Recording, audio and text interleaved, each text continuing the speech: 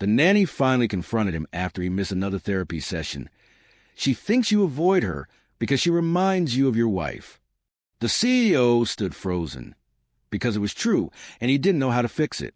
The rain fell in sheets against the tall windows of the Harrington mansion, each drop a whispered secret against the glass. Inside, the silence was heavier than the storm outside. It was the kind of silence that came after loss, the kind that settled into the bones of the house and refused to leave. Emma Carter stood at the iron gates, her worn canvas bag clutched against her chest, her breath forming small clouds in the cold October air. She was 26, but her eyes carried the weight of someone who had lived twice that long. Her dark hair was pulled back in a simple ponytail, and her clothes were clean but faded, the kind that spoke of careful budgeting in second-hand stores. The mansion loomed before her like something from another world. 3 stories of stone and glass, with manicured gardens that stretched into the mist. She had seen wealth before, had worked in homes where money flowed like water, but this was different. This was a kind of wealth that built empires and crushed dreams with equal indifference. The intercom crackled to life. State your business. The voice was female, clipped, efficient. Emma Carter. I'm here for the nanny position. I have an appointment with Mr. Harrington. A long pause. Then the gates began to swing open with a mechanical hum that seemed too loud in the quiet morning. Emma walked up the long driveway, her shoes crunching on the gravel. With each step, she felt the weight of her own past pressing against her shoulders. She had lost her mother 3 years ago to cancer, had watched her fade away in a hospital room that smelled of antiseptic and false hope. Her father had disappeared long before that, leaving nothing but questions and an empty chair at the dinner table. She had been a teacher once, working with children who needed extra care, extra patience. But budget cuts and bad luck had left her scrambling for work, taking whatever job she could find. Nanny positions paid better than most, and she was good with children. She understood their fears, their silences, their unspoken needs. The front door opened before she could knock. A woman in her 50s stood there, dressed in a crisp black suit, her gray hair pulled back in a severe bun. Her expression was neutral, but her eyes were sharp, assessing. Mrs. Chun, I manage the household. She stepped aside. Mr. Harrington is in his study. Follow me. The interior of the mansion was exactly what Emma had expected. Marble floors, crystal chandeliers, artwork that probably cost more than she would earn in a lifetime. But there was something missing. Warmth. Life. It felt like a museum, beautiful and cold and utterly empty. They walked down a long hallway lined with photographs. Emma caught glimpses of a woman with golden hair and a bright smile, always holding a little girl with dark curls. In every photo, the woman radiated joy. But the frames were dusty, as if no one had looked at them in a very long time. Mrs. Chin stopped at a heavy oak door and knocked twice. Mr. Harrington, Miss Carter is here. Send her in. The voice was deep, controlled, the kind of voice that was used to giving orders and having them obeyed without question. Emma stepped inside. The study was dark despite the morning light outside, heavy curtains drawn against the windows. Bookshelves lined the walls, filled with leather-bound volumes that looked more decorative than read. Behind a massive desk sat Alexander Harrington. He was 42, but he looked older.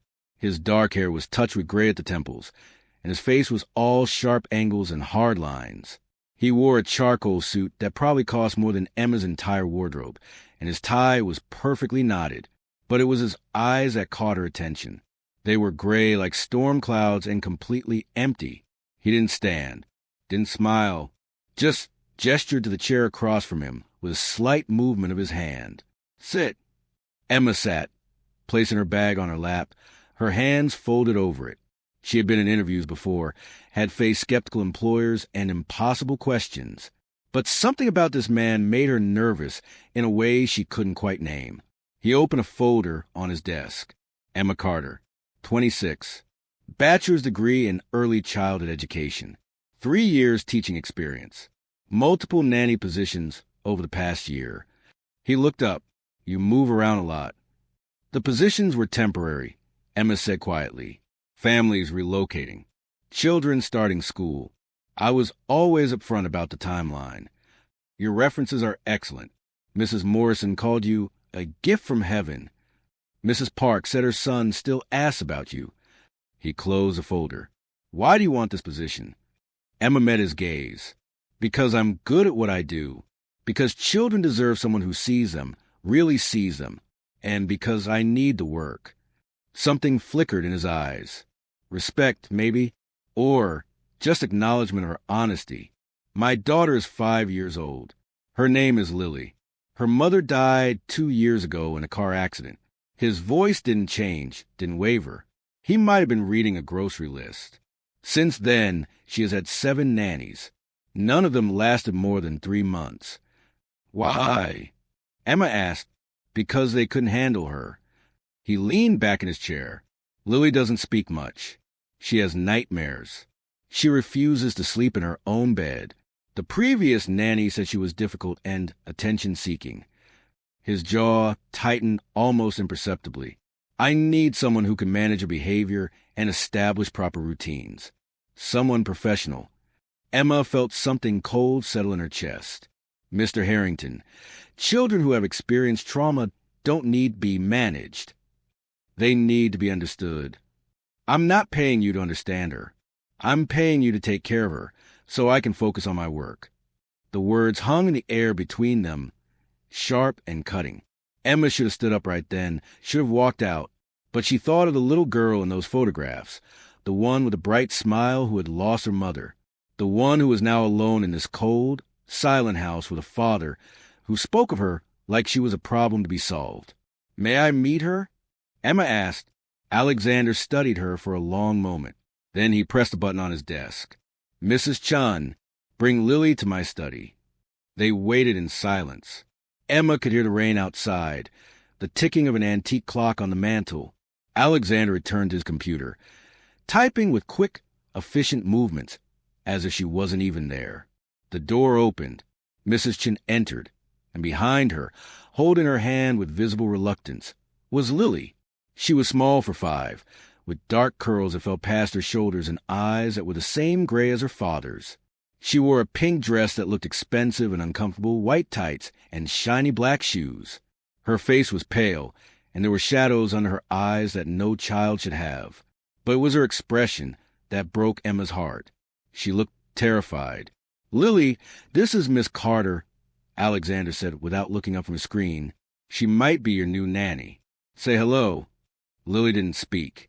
She just stared at Emma with those huge, haunted eyes. Emma slid off her chair and knelt down on the floor, bringing herself to Lily's level. She didn't reach out, didn't invade the child's space. She just smiled, soft and genuine. Hi, Lily. You can call me Emma if you want. I like your dress. Pink is a beautiful color. Lily's grip on Mrs. Chen's hand tightened. I used to be a teacher, Emma continued, her voice gentle. I worked with kids who were really smart, just like you. Sometimes they didn't feel like talking much, and that was okay. Sometimes we would just draw pictures or read stories together. Do you like stories? For the first time, something shifted in Lily's expression, the tiniest flicker of interest. I have a favorite story about a little girl who could talk to the stars, Emma said. Maybe I could tell it to you sometime, if you want. Lily's lips parted slightly, as if she might speak. But then she looked at her father, and whatever light had appeared in her eyes died instantly. She looked back down at the floor. That's enough, Alexander said. Mrs. Chun, take her back to her room. As they left, Lily glanced back over her shoulder at Emma. Just once. And in that glance, Emma saw everything she needed to know. This child wasn't difficult. She was drowning. When can you start? Alexander asked, already turning back to his computer. Tomorrow, Emma said, but I have conditions. He looked up, one eyebrow raised. You're in no position to make demands. I'm not demanding. I'm setting boundaries. Emma stood, squaring her shoulders. I need full authority over Lily's care and schedule. I need you to trust my judgment about what she needs. And I need you to understand that healing takes time. If you're looking for a quick fix, I'm not the right person. Alexander stared at her for a long moment. Then, surprisingly, the corner of his mouth twitched. It wasn't quite a smile, but it was close. You're either very brave or very foolish. Maybe both, Emma said. Fine. Your conditions are accepted. Mrs. Chun will show you to your room. You'll have Sundays off. Your salary will be deposited monthly. Don't disappoint me. It wasn't until Emma was following Mrs. Chun up the grand staircase to the 3rd floor, where her room would be, that she realized something. Alexander Harrington hadn't asked a single question about his daughter's emotional state. Hadn't asked what Emma thought Lily needed. Hadn't asked anything at all. He had hired her to make a problem go away. But Emma had seen the photographs in the hallway. She had seen the dust on the frames. And she had seen the way Lily looked at her father, like she was staring at a stranger. Something was very wrong in this house. Something deeper than grief, more painful than loss. And Emma had just agreed to walk straight into the heart of it. Her room was on the 3rd floor, small but comfortable, with a window that overlooked the gardens. It was more space than she had had in years, with a real bed and a private bathroom and furniture that wasn't falling apart. But as she unpacked her few belongings, she couldn't shake the feeling that she had just made either the best or the worst decision of her life. That night, lying in her new bed, listening to the rain and the silence, Emma thought about Lily's eyes, about the fear she had seen there, about the way the little girl had looked back at her, as if hoping for something she didn't dare name. Emma had lost her own mother. She knew what it was like to feel alone in a crowded room, to carry grief like a stone in your chest, to wonder if anyone would ever really see you again. She would see Lily. She would make sure of it, even if it meant facing the cold, empty man who was her father, even if it meant confronting her own pain in the process. The next morning arrived gray and cold. Emma woke before dawn, dressed in jeans and a soft blue sweater, and made her way downstairs. The house was silent, except for the distant sound of someone moving in the kitchen. She found Mrs. Chun preparing breakfast, moving with practiced efficiency. Coffee? The older woman asked without looking up. Please. Black is fine. Mrs. Chun poured a cup and handed it to her. For a moment, they stood in silence. Then Mrs. Chun spoke, her voice lower than before. 7 nannies in 2 years. You know why they really left. Emma waited. Because Mr. Harrington doesn't want anyone to get close to Lily.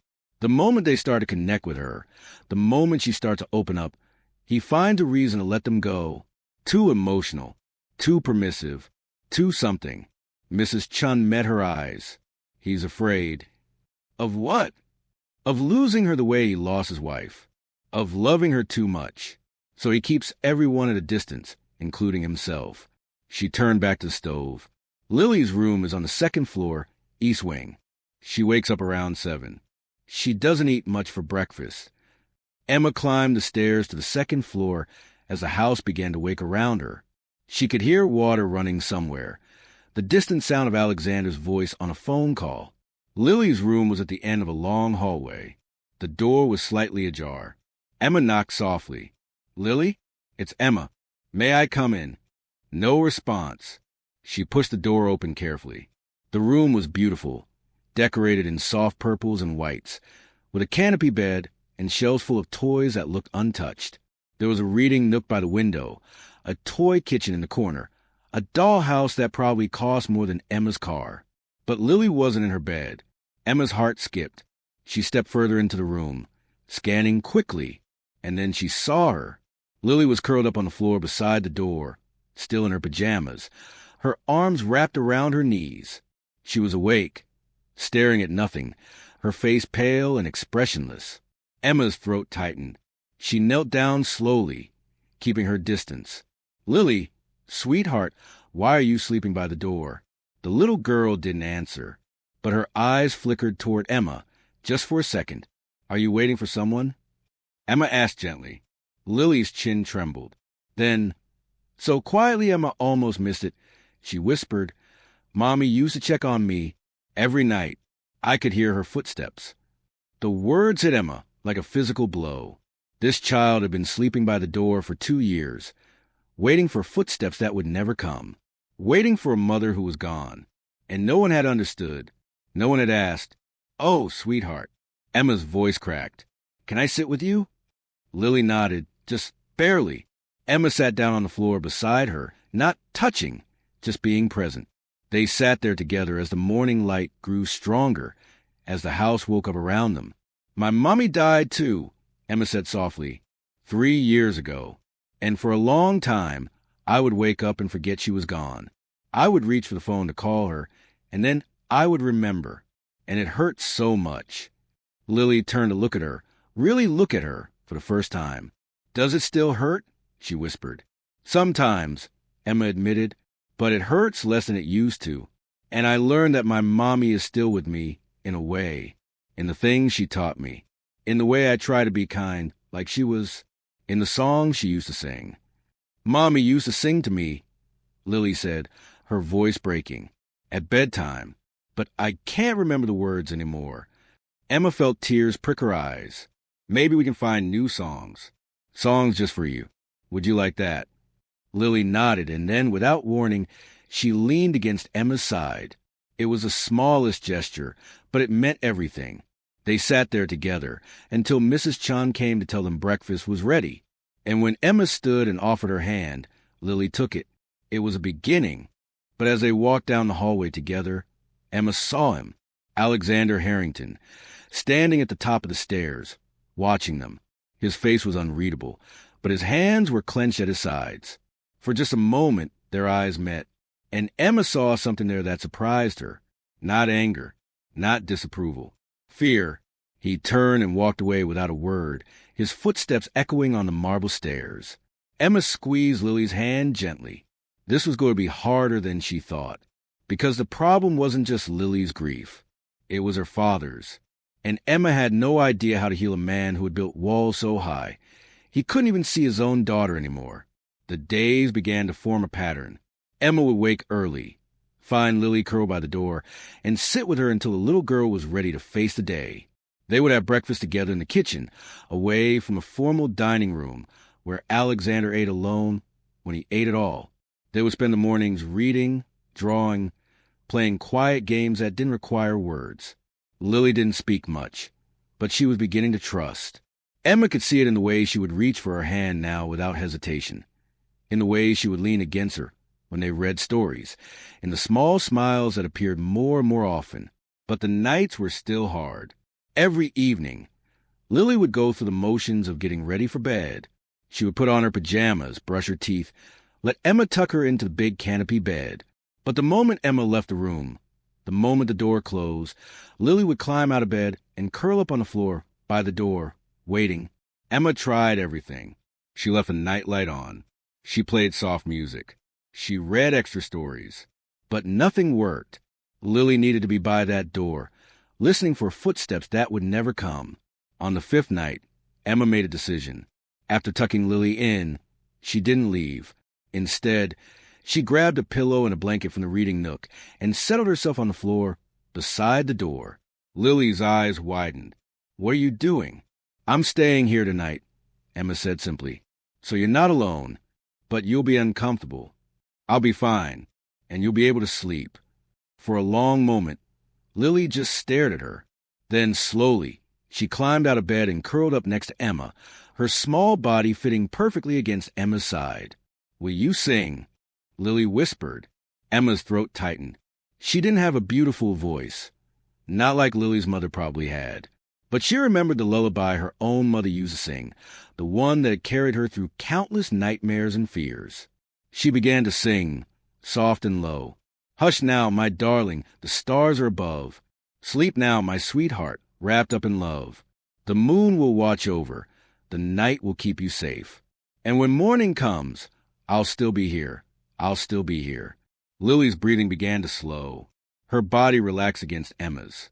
And for the first time in 2 years, she fell asleep not waiting for footsteps, but held by someone who had chosen to stay. Emma stayed awake long after Lily had drifted off. Her back against the wall, her arms around the little girl. Her body ached, and she knew she would pay for this in the morning. But it didn't matter. This child had been waiting for 2 years. Someone needed to show her that the waiting could end. The door opened without warning. Emma looked up, startled, to find Alexander standing in the doorway. He was still dressed in his suit, though his tie was loosened and his hair was disheveled, as if he had been running his hands through it. He stared at them, his expression unreadable. Emma waited for him to speak, to tell her this was inappropriate, to order her back to her room. But he didn't say anything. He just stood there, looking at his daughter sleeping peacefully for the first time in years, held by a woman he barely knew. "She's been sleeping by the door," Emma said quietly, careful not to wake Lily. Every night, waiting for her mother's footsteps. Something cracked in Alexander's carefully controlled expression. Just for a second, Emma saw raw pain flash across his face. "I didn't know," he said, his voice barely above a whisper. She tried to tell the other nannies. They thought she was being difficult. "And you don't." "I think she's grieving. I think she's terrified. And I think she's been alone for too long." Alexander's jaw tightened. "She's not alone. She has everything she could possibly need. Except you."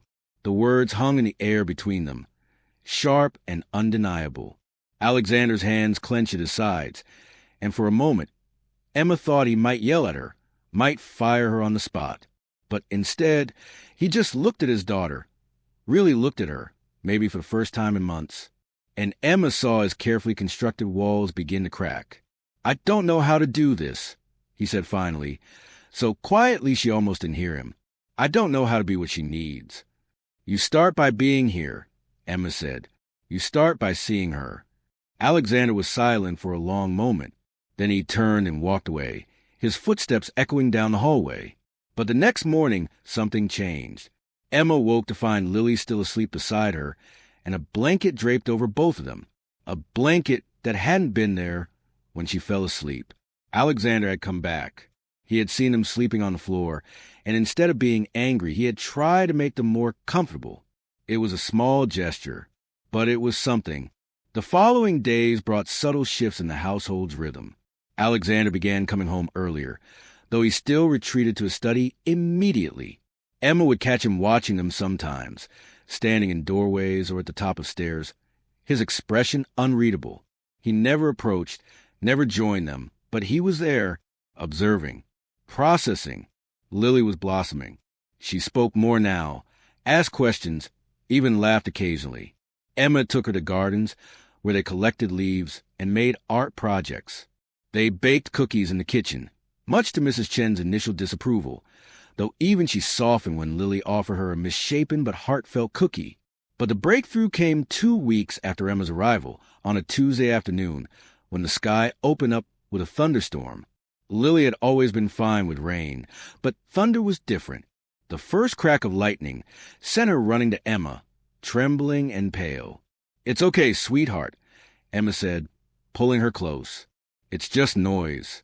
It can't hurt you." "Mommy died in a storm," Lily whispered, her voice shaking. "There was thunder, and then she was gone." Emma's heart shattered. Of course. The car accident had happened during a storm. Every time it thundered, Lily was reliving the worst moment of her life. "Come here," Emma said, carrying Lily to the window. "Look at the rain. See how it's washing everything clean, making the flowers grow? Thunder is scary, but it's also part of something beautiful. It's the sky crying just like we cry sometimes. And that's okay." Another crack of thunder. Lily buried her face in Emma's shoulder. "I'm scared," she sobbed. "I know, but I'm here, and I'm not going anywhere." The door to the playroom opened. Alexander stood there, soaked from the rain, his suit jacket dark with water. He must have just come home, must have heard Lily crying. For a moment, he just stood there, frozen. Then, slowly, he walked toward them. "Lily," he said, his voice rough. Lily looked up, her face streaked with tears. "Daddy?" Alexander knelt down in front of them, and Emma saw that his hands were shaking. "I'm sorry," he said, and his voice broke. "I'm so sorry, baby girl. I should have been here. I should have known." Lily stared at him, as if seeing him for the first time in years. "You're wet." "I ran from the car. I heard you crying." He reached out, hesitant, as if he had forgotten how to touch his own daughter. "Can I hold you?" Lily looked at Emma, uncertainty in her eyes. Emma nodded encouragingly. Slowly, Lily reached for her father. Alexander pulled her into his arms, holding her like she was made of glass. like she might disappear if he held too tight or not tight enough. "I miss Mommy," Lily whispered against his chest. "I miss her too," Alexander said, and Emma saw tears streaming down his face. "Every single day. But I still have you. And I've been so stupid, Lily. I've been so scared of losing you that I pushed you away. I'm sorry. I'm so sorry." Lily wrapped her small arms around his neck. "Don't go away again, Daddy. Please don't go away." "I won't. I promise." He looked up at Emma, his eyes red and raw. "Thank you," he mouthed. Emma nodded, her own vision blurred with tears. She quietly left the room, giving them space, giving them time. This was what Lily had needed all along. Not a nanny, not someone to manage her behavior or establish routines. She had needed her father, and he had finally come home. But Emma's work was far from over, because healing wasn't linear, and grief didn't disappear with one moment of connection, no matter how powerful. That night, Lily asked both Emma and her father to stay with her at bedtime. They sat on either side of her bed, and Emma sang while Alexander held his daughter's hand, his thumbs stroking her small fingers with a gentleness Emma hadn't known he possessed. When Lily finally fell asleep, Alexander didn't immediately leave. He sat there, watching her breathe, as if memorizing every detail of her face. "I haven't done this in 2 years," he said quietly. "Haven't sat with her at bedtime. Haven't sung to her or read her stories. I told myself it was because I was busy, because the company needed me. But the truth is I was a coward." "You were grieving," Emma said. "That's not an excuse. She lost her mother. I lost my wife. But she's 5 years old, and she lost me too." He looked at Emma, and she saw the depth of his guilt, his pain. "How do I fix this?" "You already started. You showed up. You held her. You let her see you cry." Emma paused. "But, Mr. Harrington, you need to understand something. Lily needs consistency. She needs to know you won't disappear again. One good moment isn't enough." "I know." He ran a hand through his hair. "And stop calling me Mr. Harrington. It's Alexander." "Alexander," Emma repeated, and something shifted in the air between them. Something subtle but undeniable. He stood, moving toward the door, then paused.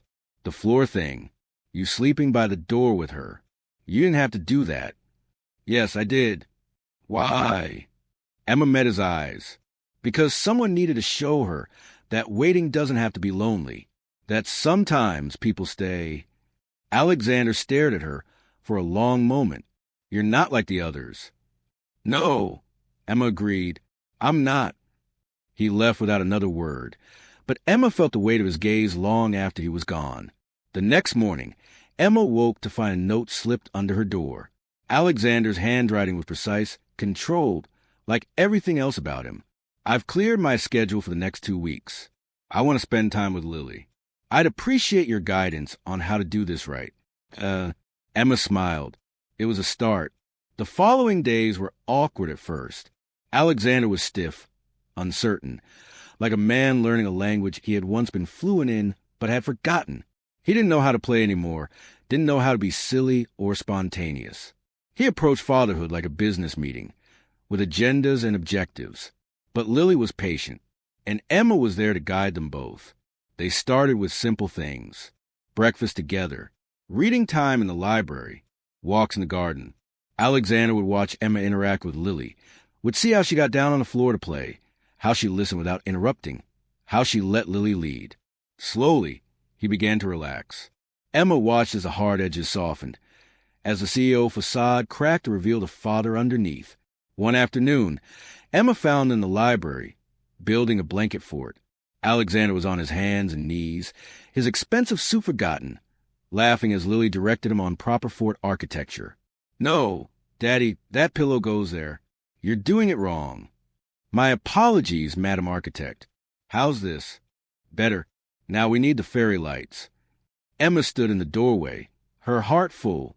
This was what healing looked like, messy and imperfect and beautiful. Alexander looked up and saw her watching. Their eyes met, and he smiled. A real smile, the first she had seen from him. It transformed his entire face. The hardness disappeared, replaced by warmth and something else Emma couldn't quite name.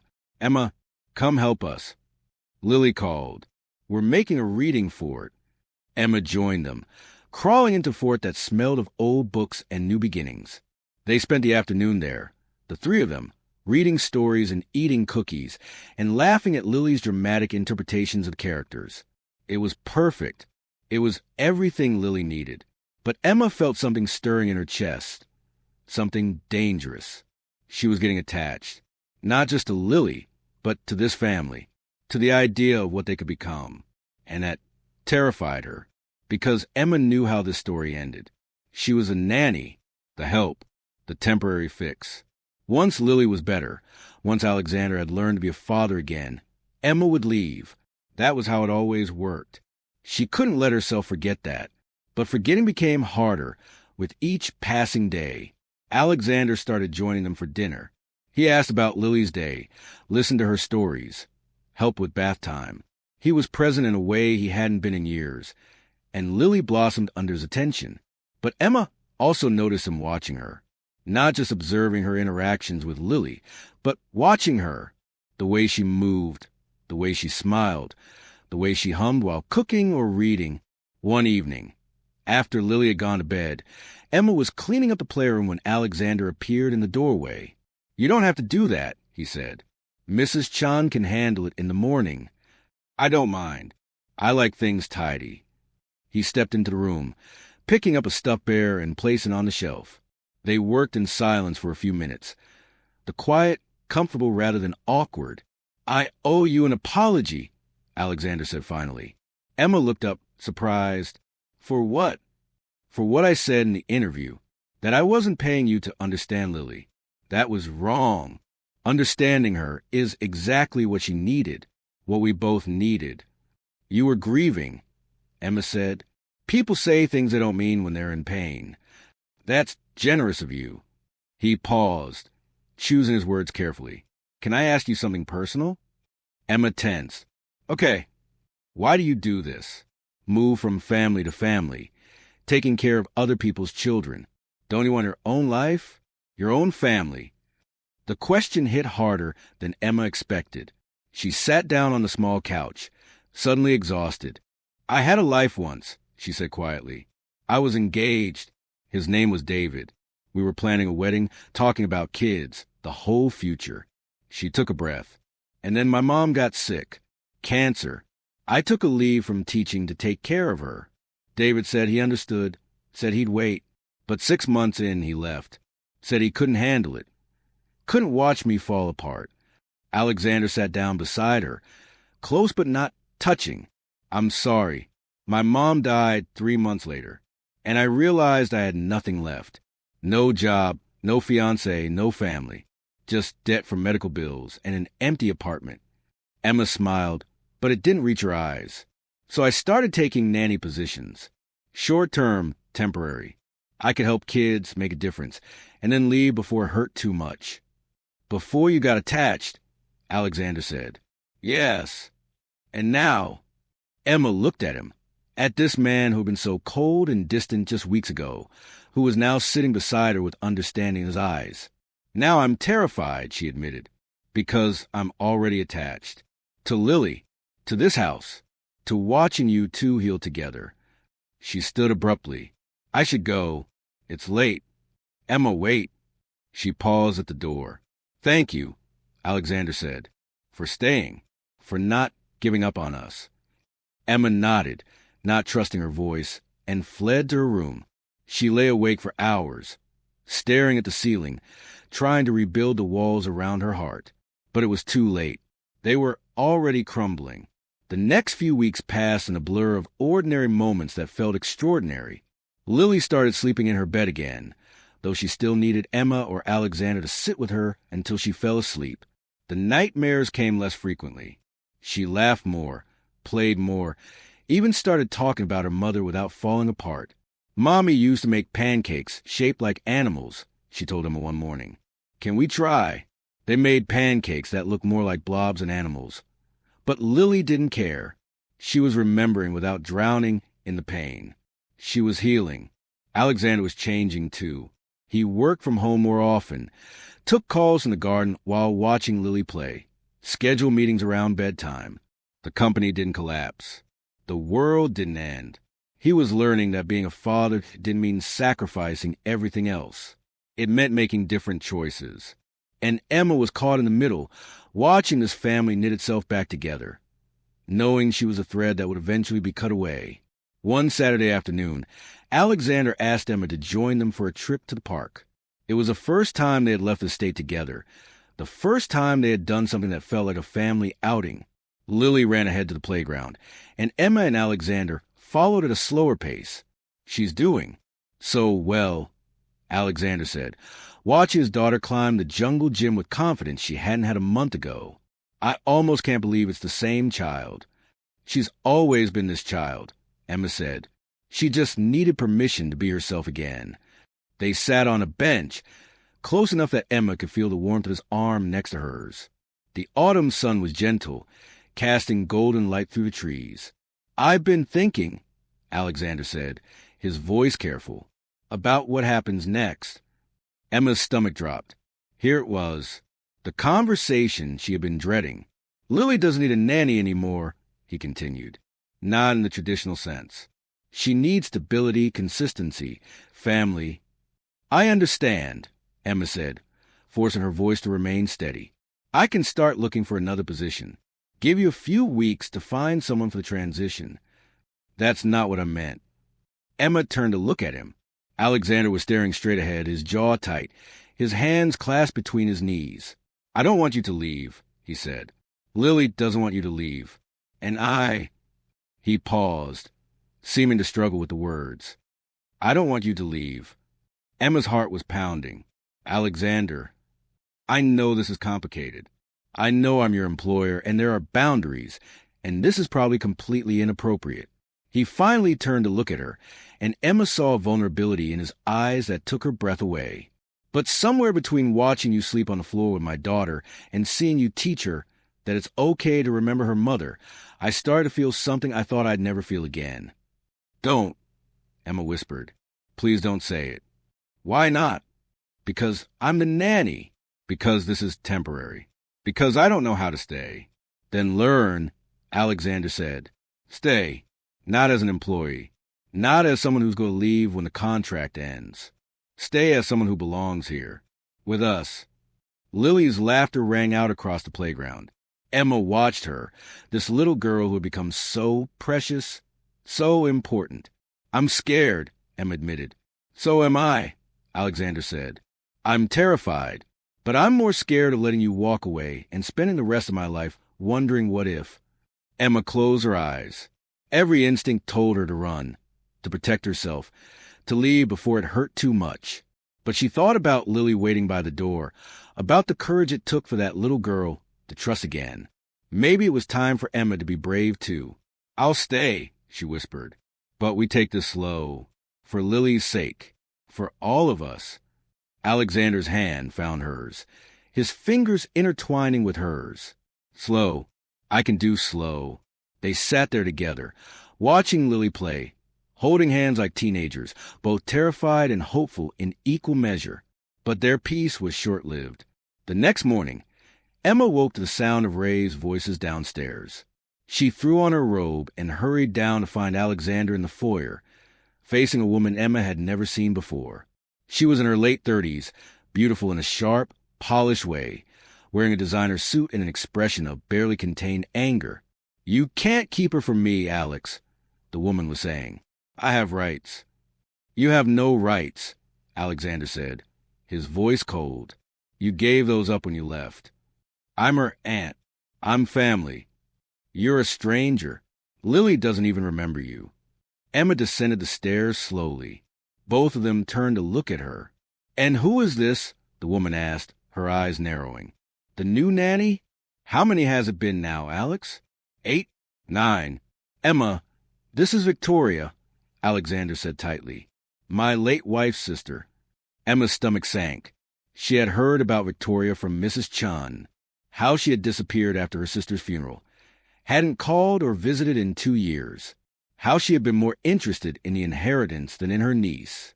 "I'm here to take Lily," Victoria announced. "I've consulted with lawyers. A child needs a mother figure, and you've proven you can't provide that. You've been neglecting her, hiring stranger after stranger to raise her while you hide in your office." "That's not true," Emma said before she could stop herself. Victoria's gaze turned to her, sharp and assessing. "And you would know this how? You've been here, what, a month?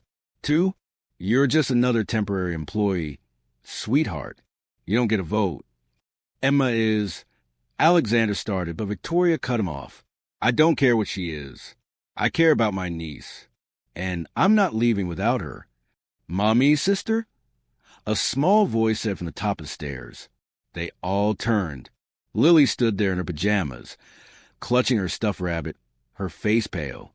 Victoria's expression softened, became almost genuine. "Lily, sweetheart, you probably don't remember me, but I'm your Aunt Victoria. I loved your mommy very much, and I want to take care of you now." Lily looked at her father, then at Emma, confusion and fear in her eyes. "You don't have to go anywhere, baby," Alexander said. "This is your home." "But I'm her family," Victoria pressed. "Blood family. Not some hired. Help will be gone in a few months." The words hit Emma like a slap. Because Victoria was right, wasn't she? Emma was hired help. She had no legal standing, no real claim to Lily. Everything she and Alexander had talked about yesterday suddenly felt naive and impossible. "I want Emma," Lily said, her voice small but clear. "And Daddy—" "Lily, you don't understand," Victoria started. "I understand that you weren't here," Lily said, and Emma heard an echo of her father's steel in her voice. "When I was sad, when I had nightmares, when I slept by the door, waiting for Mommy. You weren't here. Emma was. Daddy is now. You're the stranger." Victoria's face flushed with anger. "Alex, you've turned her against me." "No," Alexander said quietly. "You did that yourself. By leaving, by not calling, by showing up now with lawyers and demands instead of love." "This isn't over," Victoria said. "I'll be back with court order. We'll see what a judge thinks about your parenting skills." She turned on her heel and left, the door slamming behind her. The silence that followed was deafening. Lily ran down the stairs and threw herself into Emma's arms, sobbing. "She can't take me, can she? I don't want to go. I want to stay here." "Shoo, sweetheart," Emma murmured, holding her tight. "No one's taking you anywhere." But over Lily's head, Emma met Alexander's eyes, and she saw the fear there. Because Victoria had lawyers, she had blood relation, and she had a point about Alexander's past neglect. Even if he had changed, this fight was far from over. The next few days were tense. Alexander spent hours on the phone with his lawyers, preparing for a custody battle he had never imagined fighting. Victoria had filed for guardianship, claiming Alexander was an unfit parent who had neglected his daughter's emotional needs. The worst part was that some of it was true. Alexander had neglected Lily. He had hired 7 nannies in 2 years. He had hidden in his work instead of facing his grief. But he had changed. He was changing. Emma had witnessed it firsthand. Will it be enough? Alexander asked one night, after Lily had finally fallen asleep. They were in the library, surrounded by legal documents and case files. "Will the court care that I'm trying now, or will they only see what I did wrong?" "They'll see a father who loves his daughter," Emma said. "Who shows up for her, who's building a life with her." "And what about you?" Alexander looked at her, exhausted and vulnerable. Victoria was right about one thing. You're not family. You're not Lily's mother. In the eyes of the court, you're just an employee. The word stung. Even though Emma knew he didn't mean them cruelly, he was just stating facts. "Then what do you want me to be?" Emma asked quietly. Alexander stood, crossing to where she sat. He knelt in front of her, taking her hands in his. "I want you to be what you already are. The person Lily runs to when she's scared. The person who taught me how to be a father again. The person I'm falling in love with." Emma's breath caught. "Alexander, I know it's fast. I know it's complicated. But I also know that life is short and unpredictable, and I've wasted too much time already being afraid." He squeezed her hands. "Marry me." Emma stared at him, certain she had misheard. "What?" "Marry me, not because of the custody case, though it won't hurt to show the court that Lily has a stable, two-parent home, but because I want you in our lives permanently, because Lily needs you, because I need you." "That's insane," Emma whispered. "We barely know each other. I know that you sing off-key, but Lily doesn't care. I know that you take your coffee black, and you hate mornings, but you wake up early anyway for Lily. I know that you're brave and kind, and you see people really see them. I know that you make my daughter laugh, and you make me want to be better." He paused. "What else do I need to know?" Emma's mind was racing. This was crazy, impulsive, exactly the kind of thing she had sworn never to do after David. But this wasn't David. This was Alexander, who had learned to be vulnerable, who had fought his way back to his daughter, who was looking at her like she was the answer to every question he had been too afraid to ask. "I'm scared," Emma said. "I know. So am I. But let's be scared together." Emma thought about Lily, about the little girl who had learned to trust again, about the courage it took to stop waiting by the door and start living again. Maybe it was time for Emma to stop running from family and start building one. "Okay," she whispered. "Yes, I'll marry you." Alexander pulled her into his arms, holding her tight. And for the first time in 3 years, Emma felt like she was home. They told Lily the next morning over breakfast. Emma was terrified of how the little girl would react, worried it was too much too soon. But Lily just looked between them, her expression serious.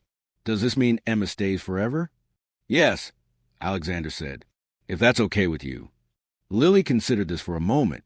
Then she smiled, bright and genuine. "Can I be a flower girl?" Emma laughed, tears streaming down her face. "Absolutely." The custody hearing was scheduled for 3 weeks later.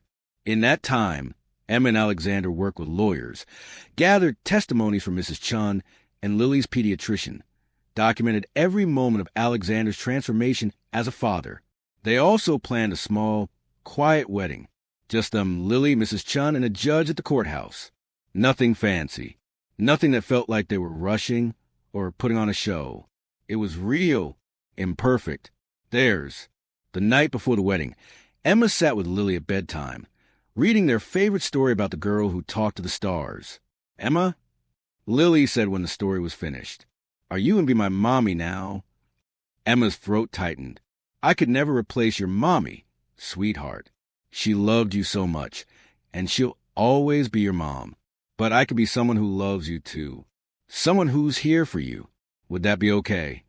Lily thought about this, her small face serious. "Can I call you Emma, Mom?" Emma smiled through her tears. "I would love that. And Mommy won't be sad that I have someone new." "Oh, sweetheart." Emma pulled her close. "Your Mommy would be so happy that you're loved, that you're not alone, that you're healing. I think she would be grateful that someone is here to take care of you and your daddy." Lily nodded against her chest. "I think so, too. I think she sent you to us." Maybe she did, Emma thought.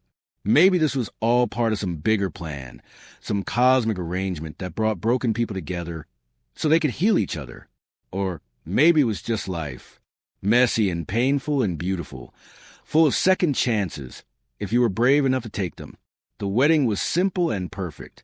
Lily wore a purple dress and carried a bouquet of daisies. Alexander wore a suit but no tie, looking more relaxed than Emma had ever seen him. And Emma wore a simple white dress she had found at a boutique, nothing fancy, just right. When the judge pronounced them married, Alexander kissed her softly, and Lily cheered, and Emma felt something shift in her chest. The walls she had built around her heart, the ones that had kept her safe and alone for so long, finally crumbled completely. She was someone's wife, someone's Emma mom, someone's family, and she wasn't running anymore. The custody hearing was 2 days later. Victoria showed up with her lawyers, polished and prepared. She presented evidence of Alexander's past neglect, testimonies from former nannies about Lily's behavioral issues, arguments about the instability of the household. But then it was their turn. Alexander's lawyer presented documentation of his transformation, therapy records, testimonies from Lily's pediatrician about her improved mental health. Mrs. Chen's statement about the change in the household.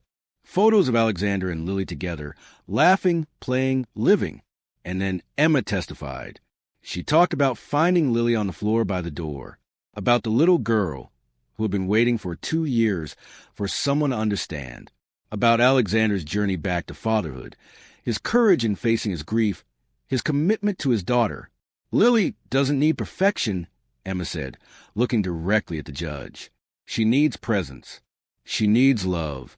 She needs a father who shows up even when it's hard. And that's exactly what Alexander is giving her now. The judge listened to everything, reviewed all the evidence, spoke privately with Lily, who apparently told him very clearly that she wanted to stay with her daddy and Emma Mom. In the end, the decision was clear. Ms. Victoria, the judge said, I appreciate your concern for your niece, but the evidence shows that Lily is thriving in her current environment. Mr. Harrington has demonstrated significant growth as a parent, and the addition of a stable maternal figure in Mrs. Harrington has clearly benefited the child. I see no reason to disrupt Lily's life at this time. Petition for guardianship is denied. Victoria's face went white with rage, but there was nothing she could do. The judge had spoken. They walked out of the courthouse together, the three of them, a family forged in grief and healed by love. Lily held both their hands, swinging between them, chattering about what she wanted for dinner. We did it, Alexander said quietly to Emma. We did, Emma agreed. But the real victory wasn't the court case. It was this. Lily sleeping peacefully in her bed, no longer waiting by the door. Alexander laughing at dinner, present and engaged. Emma waking up each morning not to run to the next temporary job, but to stay, to build, to love. The real victory was family. 3 months later, on a cold December evening, Emma found herself in the library with Alexander while Lily slept upstairs. They had developed a routine. After Lily's bedtime, they would spend an hour together, talking about their days, making plans, simply being together. I have something for you, Alexander said, pulling a small box from his pocket. Emma raised an eyebrow. We're already married.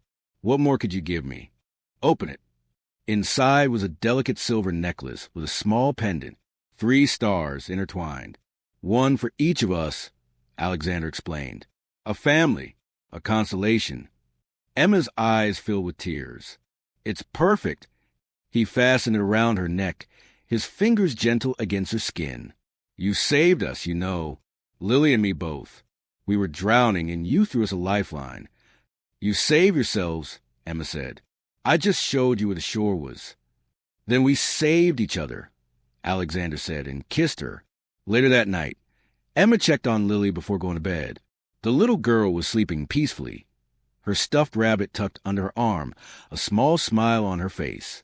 No longer on the floor, no longer waiting, just sleeping, just dreaming, just being a child again. Emma stood in the doorway, her hand resting on the pendant around her neck, and thought about all the ways life could break you and heal you in equal measure. She thought about her mother, who had taught her to be kind even when the world was cruel, about David, who had taught her what she didn't want in a partner, about all the temporary families she had worked for, each one preparing her for this moment. And she thought about the little girl who had been waiting by the door, and the broken man who hadn't known how to save himself, and how they had all found each other in the darkness. Emma closed Lily's door softly and walked down the hallway to the bedroom she now shared with Alexander. He was already there, reading in bed, his glasses perched on his nose. He looked up when she entered and smiled, the kind of smile that still made her heart skip. She's asleep, he asked. Out cold, dreaming about the snow we promised her tomorrow. Emma changed into her pajamas and slid into bed beside him. Alexander set his book aside and pulled her close, and they lay there in comfortable silence, listening to the house settle around them. Do you ever regret it? Alexander asked quietly. Staying? Marry me so quickly? Taking on all of this? Emma turned to face him. Do you know what I used to dream about? When I was moving from job to job, living out of a suitcase, never staying anywhere long enough to matter. What? This. Exactly this. Someone to come home to. A child who calls me mom. A place that's mine. I just never thought I deserved it. She touched his face gently. You and Lily taught me that I do. That we all do. Second chances. New beginnings. Family. Alexander kissed her forehead. I love you, Emma Harrington. I love you, too. They fell asleep wrapped around each other, and for the first time in years, neither of them had nightmares. The next morning brought the first real snow of winter. Lily's excited shriek woke the entire household at dawn. Snow. Snow. Emma, Mom, Daddy, it's snowing. They bundled up and went outside, the three of them, building a snowman in the garden while Mrs. Chin watched from the kitchen window, shaking her head but smiling. Lily was radiant, her cheeks pink from the cold, her laughter ringing out across the white landscape.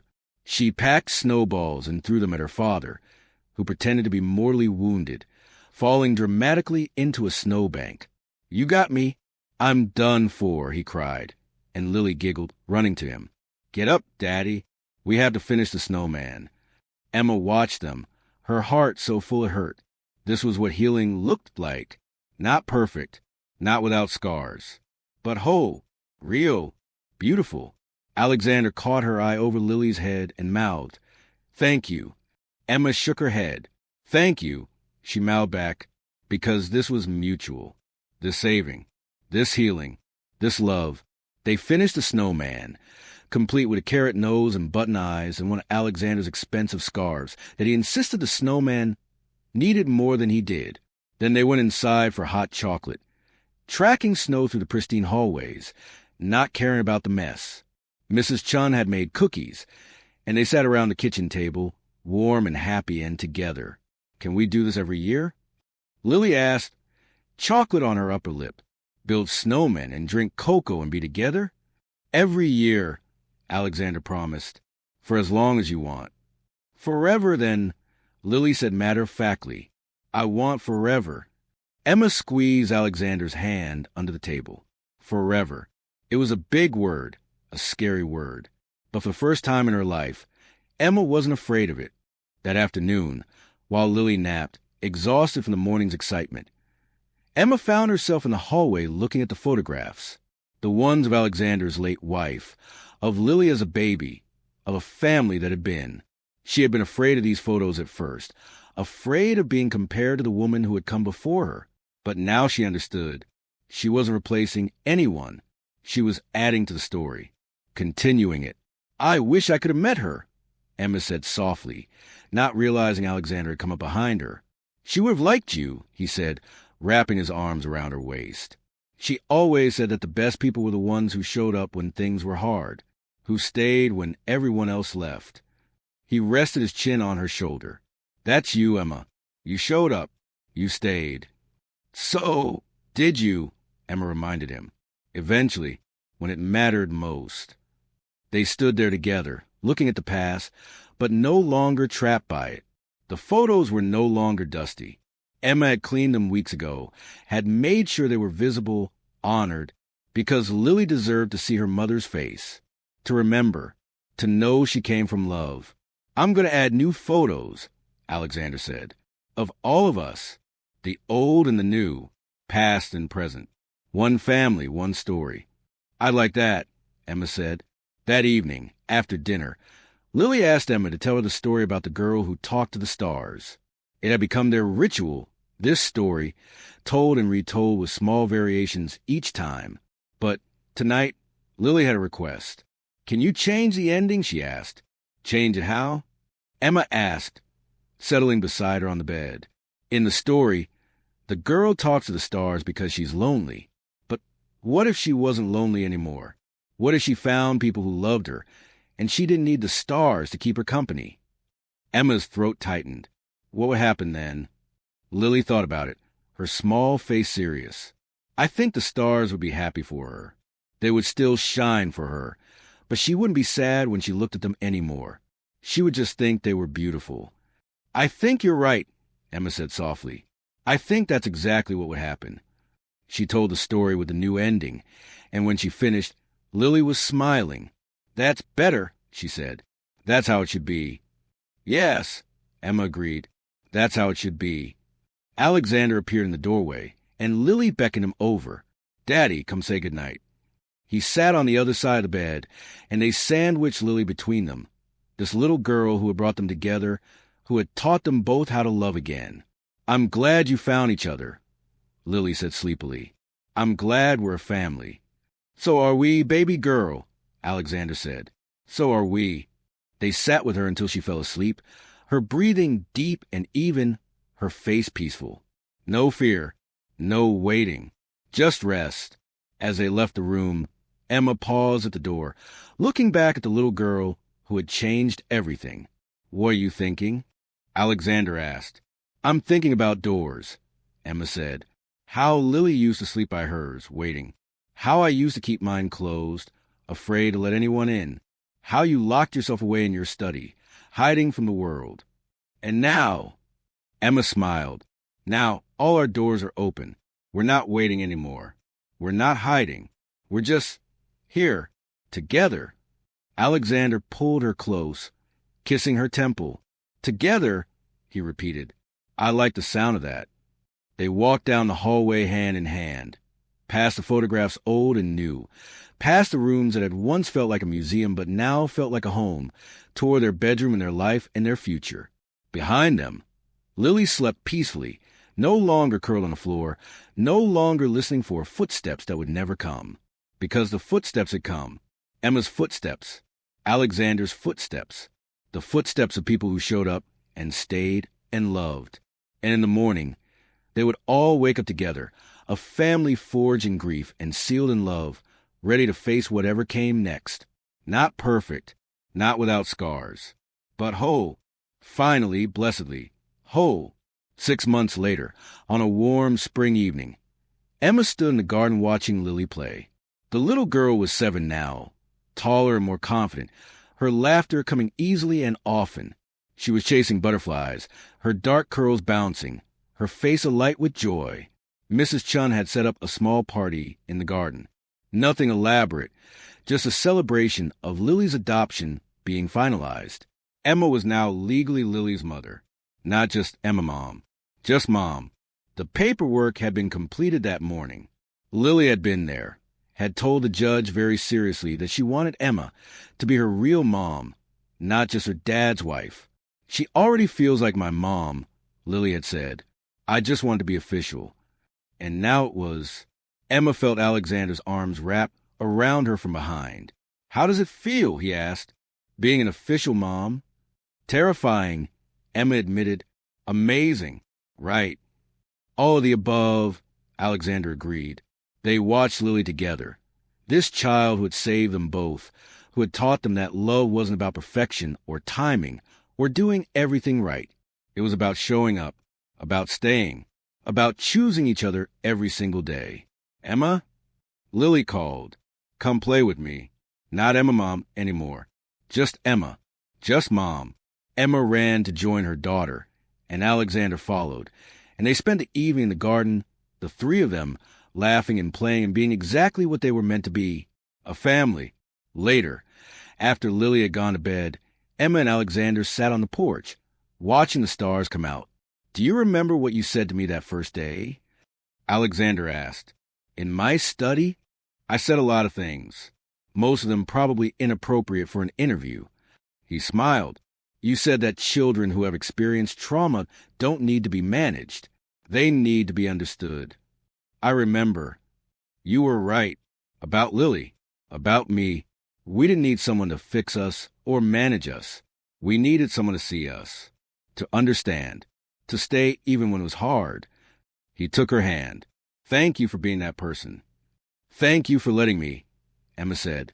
They sat in comfortable silence, and Emma thought about all the ways her life had changed. A year ago, she had been alone, moving from job to job, convinced she didn't deserve permanence or love or family. Now she had all three. Not because she had found the perfect family, or the perfect man, or the perfect child, but because she had found people who were willing to be imperfect together, to heal together, to build something new from the broken pieces of their pasts. "What are you thinking about?" Alexander asked. "Doors," Emma said, "and footsteps, and waiting." Still, "No," Emma said, smiling. Not anymore. Now I'm thinking about staying, about being here, about all the tomorrows we get to have. I like that better, Alexander said, and kissed her.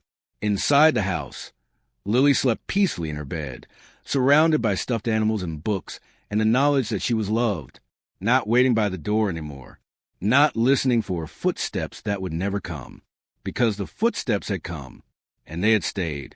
And in the morning, they would all wake up together, ready for another day, another adventure, another chapter in the story they were writing together. A story about loss and love and second chances. A story about a little girl who learned to sleep in her bed again. A story about a father who learned to be present. A story about a woman who learned to stay. A story about a family that found each other in the darkness and chose, every single day, to walk into the light together. Not perfect, not easy, but real. And that was more than enough. That was everything.